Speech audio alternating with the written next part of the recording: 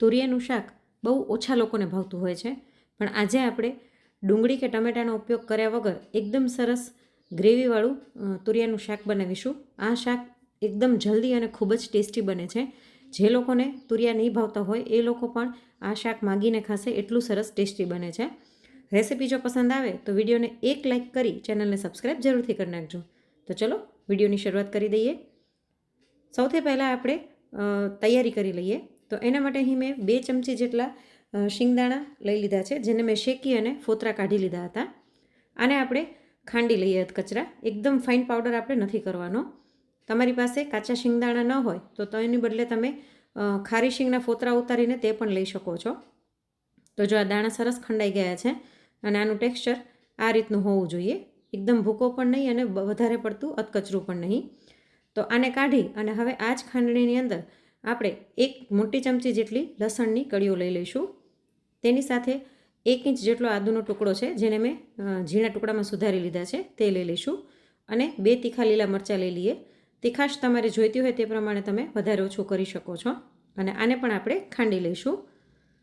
તો જો આ પેસ્ટ પણ આપણી તૈયાર થઈ ગઈ છે. ચમચીથી જોઈએ તો લગભગ 2 ચમચી જેટલી આપણી આ પેસ્ટ બનીને તૈયાર થઈ ગઈ છે. તો હવે આપણે તુરિયાને સુધારી લઈશું. તુરિયાને સુધારતા પહેલાં હંમેશા તેને ચાખીને લેવાનું. જે લોકો રેગ્યુલર બનાવતા હોય એને તો ખબર જ હશે, પણ જો તમે પહેલી વખત બનાવવાના હોય તો તમને ખબર પડે એટલા માટે હું આ માહિતી આપું છું કે તુરિયાને હંમેશા ચાખી લેવાનું. ઘણી વખત તુરિયા કડવા પણ નીકળે છે. તો હવે આપણે આને સુધારી લઈએ. તુરિયું એકદમ કૂણું હોય ને તેવું લેવાનું. અંદરથી બીવાળા અને જાડા હોય એવા તુરિયા નહીં લેવાના. છાલ ઉતારવાના ચાકાની મદદથી આપણે આની છાલ ઉતારી લઈએ. જે એકદમ જાડી રગ હોય એને આપણે કાઢીશું. આછી જે છાલ રહી જાય એ રહેવા દેવાની છે. આની પહેલાં પણ મેં તમારી સાથે અનેક અલગ અલગ રીતે તુરિયાના શાકની રેસીપી શેર કરેલી છે, જેમાં ખબર પણ નહીં પડે ઘરમાં કોઈને કે એમાં તુરિયાનો ઉપયોગ થયો છે. તો એ બધા જ શાકની લિંક હું તમને નીચે ડિસ્ક્રિપ્શન બોક્સમાં આપી દઈશ.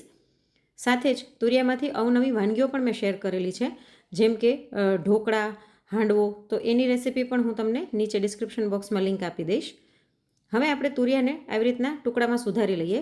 આપણે ટુકડા થોડાક મોટા કરીશું, કેમ કે તુરિયામાં પાણીનો ભાગ વધારે હોવાથી તે ગળી અને એકદમ નાના થઈ જશે.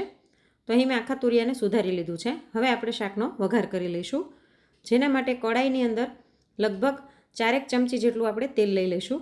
આમાં તેલનું પ્રમાણ થોડુંક વધારે રાખવાનું છે. તેલ ગરમ થાય એટલે અડધી ચમચી જેટલી રાઈ અને અડધી ચમચી જીરું નાખી દઈશું. રાઈ અને જીરું બંને સરસ ફૂટી જાય ત્યારબાદ અડધી ચમચી જેટલા સફેદ તલ નાખી દઈએ અને ગેસની ફ્લેમ એકદમ સ્લો કરી નાખીશું. અને આપણે જે લસણ આદુ મરચાંની પેસ્ટ ખાંડીને રાખી હતી તે આની અંદર નાખી અને સ્લો ફ્લેમ પર આને થોડીક વાર માટે સાંતળી લઈશું, જેથી લસણની કચાશ દૂર થઈ જાય. તો લસણ આપણું સરસ સંતળાઈ ગયું છે. હવે આની અંદર આપણે સુધારેલા તુરિયા નાખી દઈએ અને આને પણ બરાબર મિક્સ કરી અને સ્લો ફ્લેમ પર 1 મિનિટ માટે સાંતળી લઈશું, જેથી તુરિયાની અંદર એકદમ સરસ લસણ અને આદુની ફ્લેવર બેસી જશે.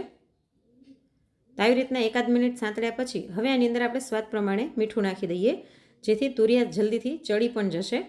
આની અંદર આપણે પાણી બિલકુલ એડ નથી કરવાનું. મીઠાનું અને તુરિયાનું પોતાનું જે પાણી છૂટું પડશે એનાથી જ તુરિયા ચડી જશે. તો આને ઢાંકીને સ્લો ફ્લેમ પર 5 થી 7 મિનિટ થવા દઈએ. વચ્ચે વચ્ચે આપણે હલાવતા રહીશું. તો લગભગ 7-1 મિનિટ જેવું થઈ ગયું છે અને વચ્ચે મેં 2 વખત આને હલાવ્યું હતું અને તમે જોઈ શકો છો કે આપણા તુરિયા એકદમ સરસ ચડી ગયા છે. છતાં પણ આપણે ચેક કરી લઈએ.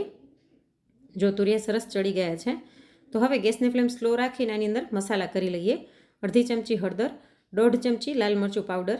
તીખાશ તમને ગમતી હોય તે પ્રમાણે તમે વધારે ઓછું કરી શકો છો. સાથે 1 ચમચી ધાણા જીરું પાવડર અને અડધી ચમચી કિચન કિંગ મસાલો નાખી દઈશું. આના કારણે આ શાકનો ફ્લેવર ખૂબ જ સરસ આવે છે. પણ જો તમારી પાસે કિચન કિંગ મસાલો ન હોય તો તમે ગરમ મસાલો પણ એડ કરી શકો છો. સાથે જે આપણે શિંગદાણાને ખાંડીને રાખ્યા હતા તે નાખી દઈએ અને આ બધાને બરાબર મિક્સ કરી લઈશું. બરાબર મિક્સ કર્યા પછી જો તમારે ટિફિનમાં શાક દેવું હોય તો તમે આમ જ આ શાકને દઈ શકો છો. ખૂબ જ ટેસ્ટી લાગે છે.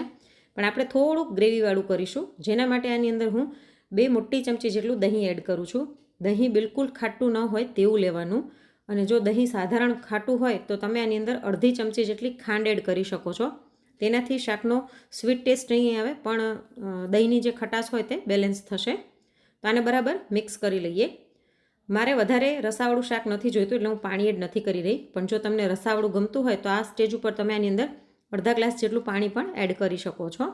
તો આ બધું બરાબર મિક્સ કરી અને થોડીક વાર ધીમા તાપે થવા દઈશું. તો જો થોડીક જ વારમાં તેલ છૂટું પડીને દેખાવા લાગ્યું છે.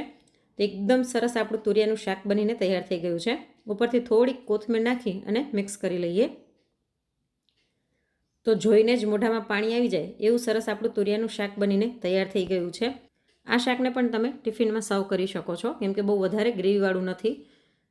તો તમે પણ એક વખત મારી રીતે આ તુરિયાના શાકની રેસીપી જરૂરથી ટ્રાય કરજો. તો હવે ગરમા ગરમ શાકને આપણે સર્વ કરી દઈએ. તો આજની આ રેસીપી તમને કેવી લાગી અને તમે કયા શહેરમાંથી મારા વિડીયો જોઈ રહ્યા છો તે મને કોમેન્ટ કરીને જરૂરથી જણાવજો. અને જો આજની આ રેસીપી ગમી હોય, વિડીયોને એક લાઇક કરી વધુમાં વધુ શેર પણ કરજો. અને આવી જ અવનવી રેસીપીઝ જોવા માટે ચેનલને સબસ્ક્રાઈબ કરવાનું ના ભૂલશો. જલ્દી જ મળીશું એક નવી રેસીપી સાથે. Thanks for watching.